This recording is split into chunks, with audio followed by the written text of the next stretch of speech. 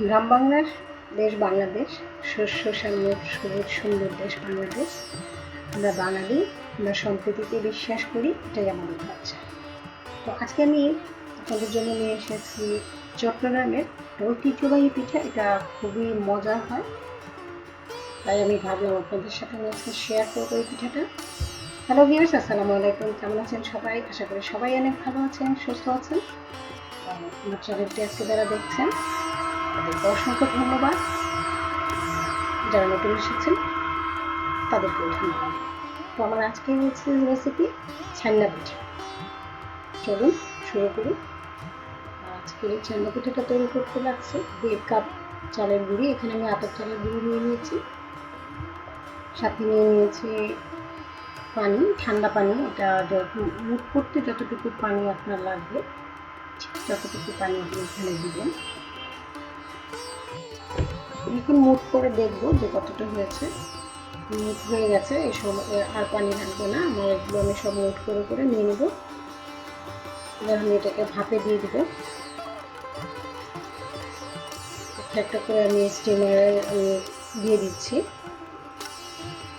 আমি 10 মিনিট এটাকে ভাপ দেবো। 10 মিনিট পর আমি এটা উঠিয়ে নেবো, একটা প্লেটে উঠিয়ে নেবো, যেটাতে আমি মরবো ঠিক সেই প্লেটটাতে উঠিয়ে নেবো। বেশিক্ষণ সেদ্ধ করা যাবে না, তাহলে কিন্তু আবার এটা মোথা যাবে না। হয়ে গেছে। এরপর যে আমি গরম গরম থাকতে এটাকে ভেঙে ভেঙে নিতে হবে।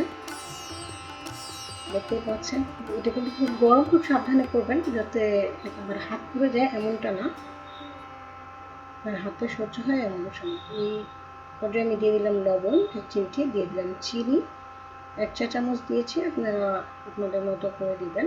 আর দিয়ে দিলাম আমি নারকেলের চুর। এটা আমার কেনা ছিল তাই দিলাম, আর আপনারা চাইলে নারকেলের অরিজিনাল যে নারকেলের যে পুরানো নারকেল সেটা দিয়ে দিতে পারেন।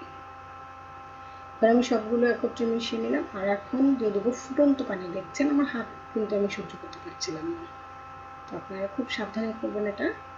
প্রয়োজনে একটা চামচ নিয়ে নেবেন। আমার এখানে এইটা মধ্যে আমার 1.5 কাপ পানি লেগেছে। আস্তে অল্প অল্প করে পানি দিব, আর এটা মধ্যে থাকবো। সফট একটা ডো তৈরি করে নিতে হবে। পিঠার ডোটা যত বেশি সফট হবে পিঠাটাও তত ভালো হবে এবং খেতেও ভালো লাগবে। এখন আমি চেষ্টা করেছি যতটা মথে নেওয়া যায়, ঠিক এরকম একটা সফট ডো হবে। আমি যখন বানাবো তখনও কিন্তু আমি এটা হাতে মথে নিব। আপনারাও এই কাজটাই করবেন, এই স্টেপটা ফলো করলে আপনার পিঠাটা ভালো হবে। অল্প করে নিয়ে নিচ্ছি, আপনারা আপনাদের মতো করে লেচি কেটে নিতে পারেন। এটা আমি প্রয়োজন মতোই নিয়ে নিচ্ছি। আমি আজকে 2 রকমের পিঠা দেখাবো, 2টা শেপের পিঠা দেখাবো। একটা এটা হচ্ছে ওদের ট্র্যাডিশনাল পিঠার যে শেপটা সেটা আমি দেখাচ্ছি। তার মধ্যে আমি গুড়, আর ওরা এই পিঠাটাতে নারকেল গুড়ের সাথে ব্যবহার করে না, আমি দিয়েছি, আমার কাছে ভালো লাগে তাই আমি দিলাম। আপনারা চাইলে এই নারকেলটা এখানে স্কিপ করতে পারেন। এবার আমি যেভাবে মুড়ে মুড়ে দিচ্ছি দেখুন, হাতের তালুতে এনে খুব সুন্দর করে ঘষে, ঠিক আমরা সাদা রুটি যেভাবে বানাই তার আগে এই ডোটা যেভাবে করে নিই এরকম করেই করে নিতে হবে। দেখতে পাচ্ছেন আমার পিঠাটা হয়ে গেল, এবং আমি সবগুলো পিঠা বানিয়ে নিয়েছি। কিন্তু এই যে আরেকটা পিঠা যেটা, সেটা আমি একটা দেখানোর জন্য রেখে দিয়েছি। দেখুন আমি কীভাবে করছি। এবার 2 হাত দিয়ে আমি এভাবে ঘুরিয়ে একটা পাশ আমি চিকন করে নিয়েছি, উপরে ঠিক টোপরের মতো করে এটা বানাতে হবে। এই পিঠাটা খেতে এত মজা যে নামানোর সাথে সাথে আমার অনেকগুলো পিঠা খাওয়া হয়ে গেছে। 1.5 কাপ চালের পিঠা, 1.5 কাপ চালে পিঠা হয়েছে প্রায় 12-14। আপনারা চাইলে আরেকটু বেশিও বানাতে পারেন।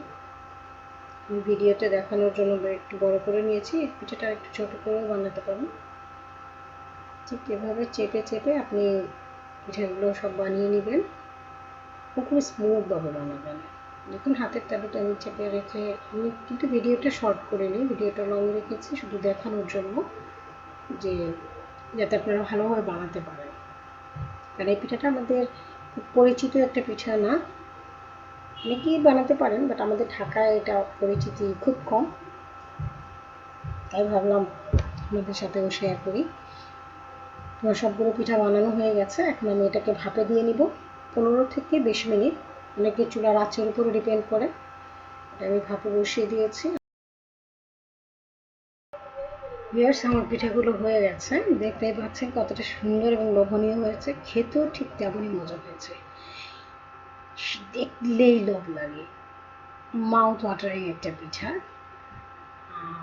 আমার তো অনেকই ভালো লেগেছে, আপনাদের আশা করি অনেক ভালো লাগবে, আপনারাও বানিয়ে খাবেন। খুব কম সময়ের মধ্যে পিঠাটা হয়ে যায় এবং অল্প উপকরণ দিয়ে অনেকগুলো পিঠা তৈরি হয়ে যায়।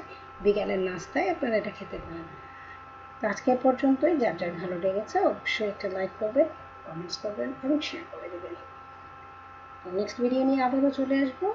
সে পর্যন্ত ভালো থাকবেন, সুস্থ থাকবেন। আল্লাহ হাফিজ।